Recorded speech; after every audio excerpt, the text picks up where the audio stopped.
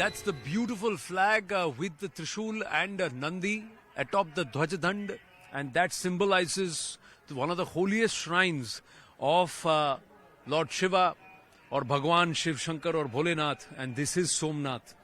Ladies and gentlemen, this is a dream come true for me.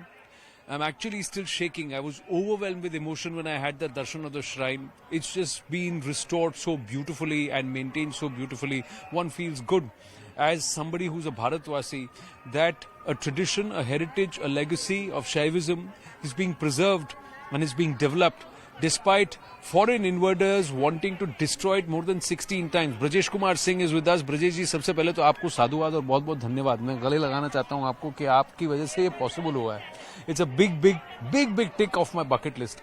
But यहाँ आकर एक तो भक्ति भाव है, लेकिन उसके साथ साथ हमारी संस्कृति को नष्ट करने के लिए इन विदेशी आक्रांतों ने कितनी कोशिश की. That it's a remnant there. वो टूटा हुआ खंडित पार्वती जी का जो मंदिर है जिसमें they've just retained the platform. आपकी आंखों में मैंने थोड़ी देर पहले आंसू देखे जब आप इस मंदिर में टहल रहे थे. आपको याद होगा कि सरदार पटेल यहाँ नवंबर 1947 में आए थे. 13 नवंबर 1947 का वो दिन था जब इस सोमनाथ कैंपस में पहुंचे थे. और उस समय इस तरह का कुछ भी नहीं था. भग्नावशेष थे मंदिर के नाम पर. सरदार की आंखों में आंसू आ गए थे. और ये जो अरब सागर है जिसके किनारे जो है भगवान सोमनाथ का यह मंदिर आप जो देख रहे हैं, इस अरब सागर से अंजलि में पानी भरकर सरदार ने शपथ ली थी कि मैं यह जो सोमनाथ की प्रतिष्ठा है उसको मैं फिर से स्थापित करूंगा. क्योंकि सरदार के लिए, जिन्हें भारत की एकता के शिल्पी के तौर पर न सिर्फ ये देश बल्कि पूरी दुनिया जानती है, उनके लिए यह सिर्फ हिंदू धर्म से जुड़ा हुआ कोई बड़ा संकेत नहीं.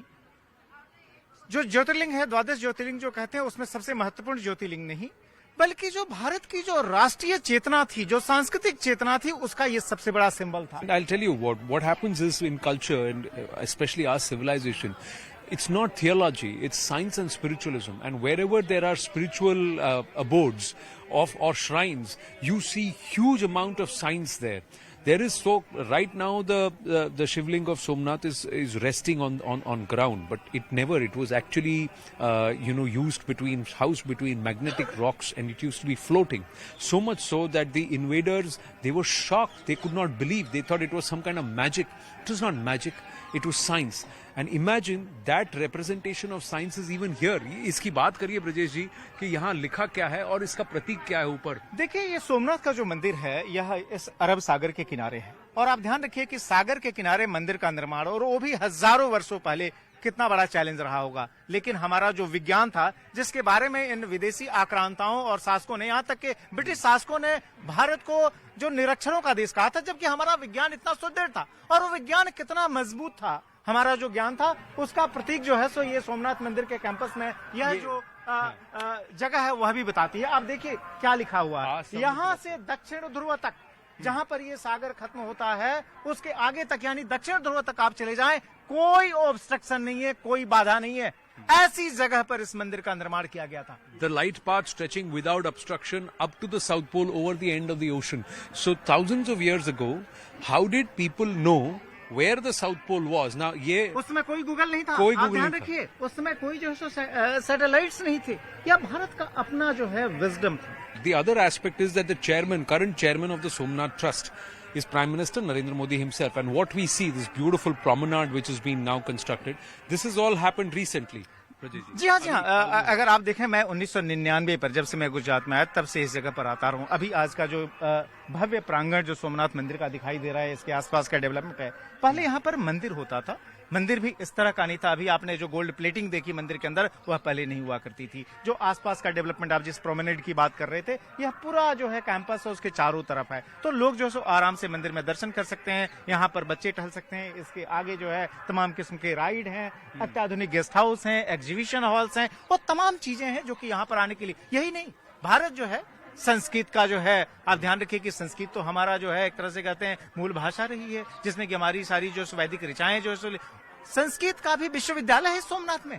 यही नहीं, आप ध्यान रखिए कि नरेंद्र मोदी जब गुजरात के मुख्यमंत्री थे, उस समय मुख्यमंत्री रहते हुए उन्होंने गिर सोमनाथ नाम से पूरा एक अलग जिला ही बना दिया. तो इस तरह की डेवलपमेंट. और आप ध्यान रखिए कि वह जो है केशुभाई पटेल जो गुजरात के पूर्व मुख्यमंत्री थे, उनका जब देहांत हुआ तो फिर सोमनाथ ट्रस्ट के चेयरमैन भी बने नरेंद्र मोदी, जो कि जिस ट्रस्ट में वो मेंबर जो है वो रहे थे, आप जो है गुजरात के मुख्यमंत्री बने थे तब से। तो फिलहाल जो है और गिने चुने ऐसे ट्रस्ट हैं जिसमें कि नरेंद्र मोदी जो है सो आइदर मेंबर हैं या अध्यक्ष हैं, उन दो में से एक जो है यह सोमनाथ का ट्रस्ट है। इसके अलावा उनकी जहां तक आस्था निष्ठा का सवाल है, आप प्रचारक दिनों से वहां आते रहे। 1990 की जिस हम रथ यात्रा की बात कर रहे थे वो भी उन्होंने ही प्लान किया था। यहां तक कि जो है जब मुख्यमंत्री थे चाहे प्रधानमंत्री हो आज की तारीख में, वो हमेशा आते रहते हैं। और वही नहीं, आप ध्यान रखिए कि सोमनाथ आज की तारीख में न सिर्फ जो है आप सियासी तौर पर आप देख सकते हैं एक बड़ा सिंबॉलिक स्टार्टिंग पॉइंट रहा रथ यात्रा का, लेकिन उसके अलावा भी जो भारत की राष्ट्रीय चेतना है उसका प्रतीक। और इसीलिए आप देखिए तमाम पीढ़ी चाहे बुजुर्ग हो चाहे यंगस्टर्स हो वो यहाँ पर आते हैं, चूंकि इसके साथ सिर्फ धर्म नहीं जुड़ा हुआ है, इतिहास भी जुड़ा हुआ है। बिल्कुल, absolutely, and this is a huge dream come true for me. Beautiful Arabian Sea, the symbol of science and of course the epitome of spiritualism. This is a must visit, ladies and gentlemen. For the moment, signing off from Somnath, but our coverage continues.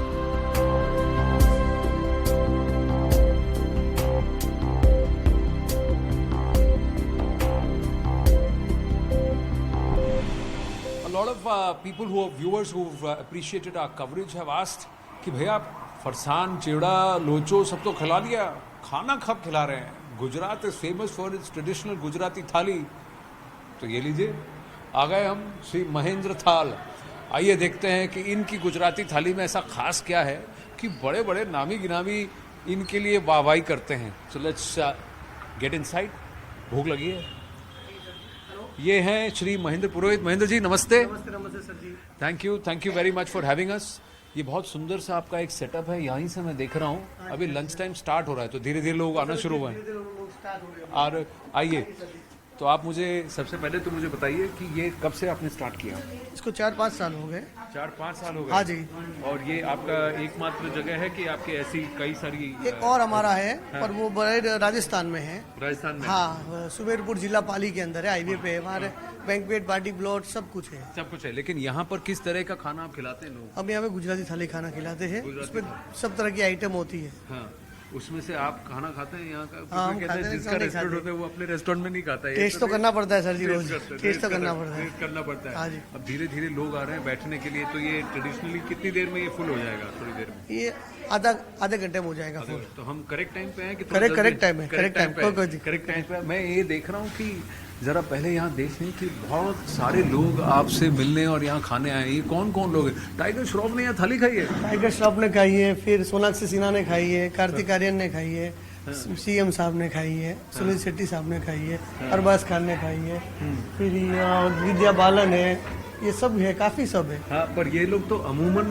Diet पे रहने वाले लोग हैं, यहाँ पर आके नहीं, अच्छी तरह से खाना खाते हैं, अच्छी तरह से खाना खाते हैं। तो अगर टाइगर श्रॉफ और सुनील शेट्टी जैसे लोग और फिर कार्तिक आर्यन और फिर इनके जैसे लोग खा सकते हैं, हाँ जी, तो फिर मैं तो खा ही सकता हूँ। पक्का सर जी, क्यों नहीं खा सकते? पचेगा ना? अरे आराम से पचेगा। तो चलिए आइए।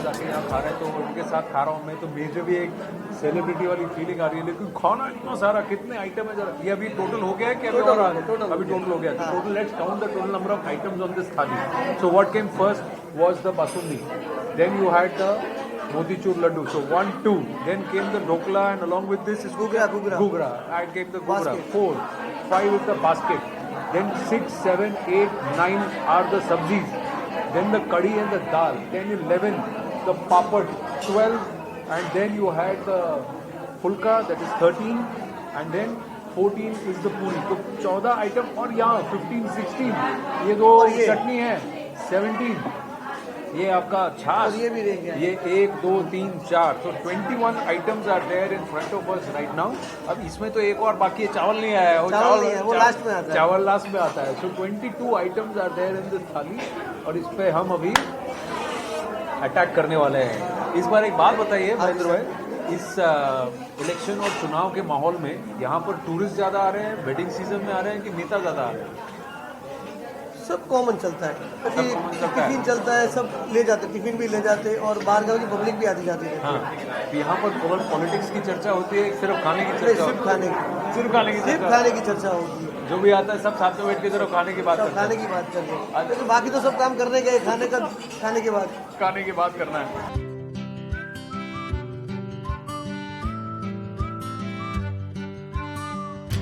हम लोग ऑन द रोड हैं, सोमनाथ से लेकर जूनागढ़ और जूनागढ़ से राजकोट, और ब्रजेश कुमार सिंह का और हमारा ये काफिला चलता जा रहा है। सूरत से हमने शुरुआत की, पूरे गुजरात की लगभग हमने खाक छान ली। खाक तो नहीं छानी, ये तो नहीं कहेंगे, क्योंकि सड़कें इतनी सपाट हैं कि हम जल्द से जल्द एक शहर से दूसरे शहर पहुंच चुके हैं। ऑन एन एवरेज ब्रजेश जी हमने क्या किया होगा, हर एक दिन में 2 शहर किए हैं, कवर किए हैं हमने। जी हाँ, बिल्कुल, और बिना किसी तकलीफ के। और आप ये देखिए कि गुजरात में जहाँ पर कि फर्स्ट फेज के तहत आज वोट पड़ रहे हैं, पोलिंग हो रही है। हमने शुरुआत की थी दक्षिण गुजरात से, जी। सेंट्रल गुजरात आए, सेंट्रल गुजरात से हम नॉर्थ गुजरात आए, नॉर्थ गुजरात से हम फिर सौराष्ट्र का जो आखिरी हिस्सा है सोमनाथ तक गए, और सोमनाथ से हम फिर वापस जो सौराष्ट्र का जो हेडक्वार्टर एक तरह से कह सकते हैं, जो सबसे प्रमुख शहर राजकोट, वहां जा रहे हैं। और ये सिर्फ महज 4 दिनों के अंदर हमने ये पूरा भ्रमण कर ये लिया। पूरा भ्रमण कर लिया है। तो ये बताता है कि किस तरह की कनेक्टिविटी है, चाहे रोड की कनेक्टिविटी हो, चाहे रेल की कनेक्टिविटी हो, किस तरह की एयर कनेक्टिविटी है। बल्कि गुजरात तो उन राज्यों में से है जहां पर कि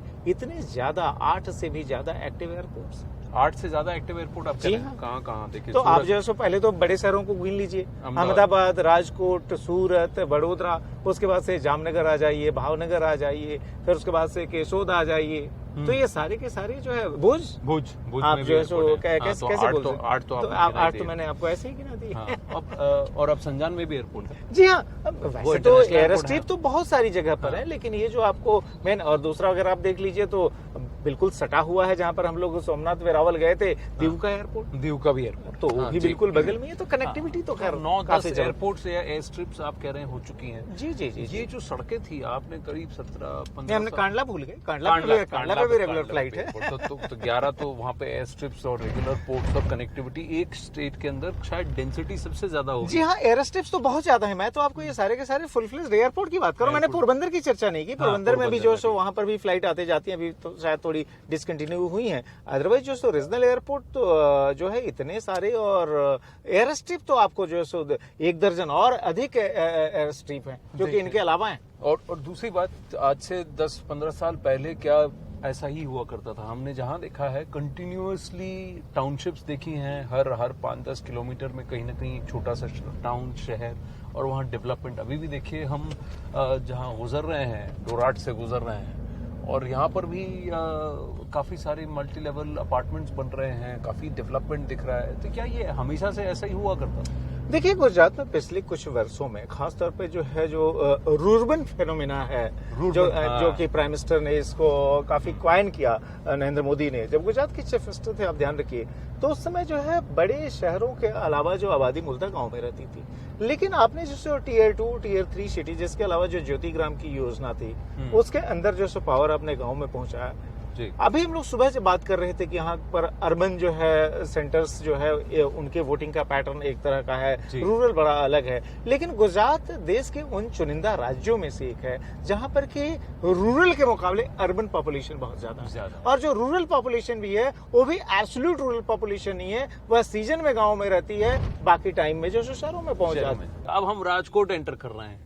इस राजकोट रीजन की क्या खासियत है? इसको सौराष्ट्र का किला कैपिटल माना जाता है, और इसकी एक हिस्ट्री भी है। जब ये बॉम्बे प्रोविंस का हिस्सा हुआ करता था, और उसके बाद जब सौराष्ट्र बनकर जुड़ा, तब राजकोट की खासियत क्या है? यहाँ से क्रिकेट तो है ही, क्रिकेट का एक हिस्ट्री है, लेकिन पॉलिटिकल हिस्ट्री क्या है? देखिए, जो सौराष्ट्र शब्द जो है उसके बारे में भी कहते हैं कि वह सुराष्ट्र से बना है, मतलब एक वेल गवर्नड एरिया जो होते हैं, संस्कृत का शब्द है।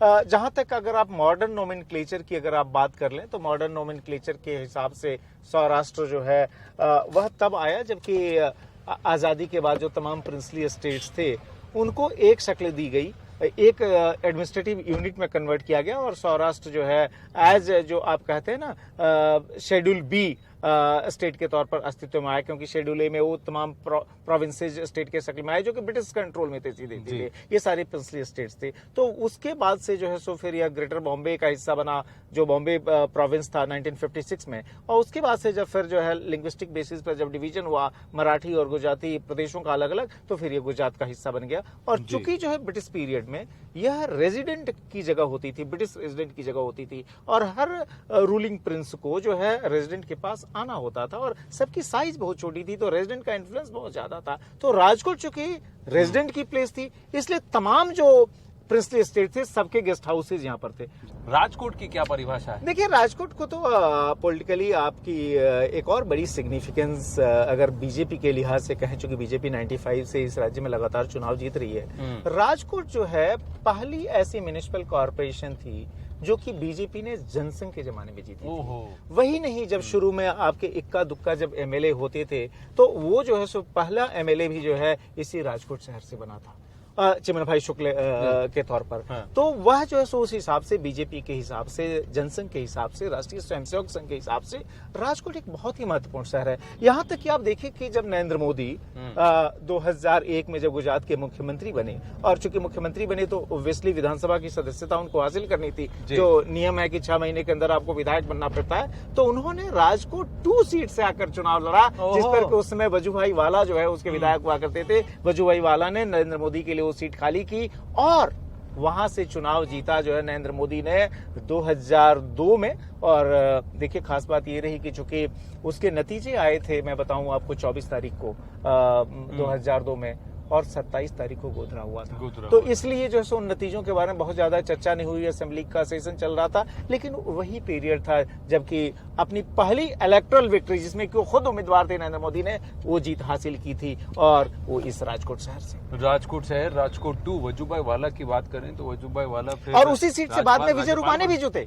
विजय रूपाणी भी जीते हैं। तो फिर वजूभाई वाला, नरेंद्र मोदी और फिर विजय रूपाणी, यानी वो सीट ने 2 चीफ मिनिस्टर दिए, चीफ मिनिस्टर दिए, बिल्कुल, और 2 चीफ और एक गवर्नर। जी हाँ, जी हाँ, जी जी जी। तो कहीं ये बात भी आके कहीं रुकती है कि प्रधानमंत्री नरेंद्र मोदी रिश्ते निभाते हैं, दोस्ती निभाते हैं, और कुछ चीजों को याद रखते हैं। इस पर अगली बार चर्चा करेंगे ब्रजेश सिंह से, निश्चित तौर।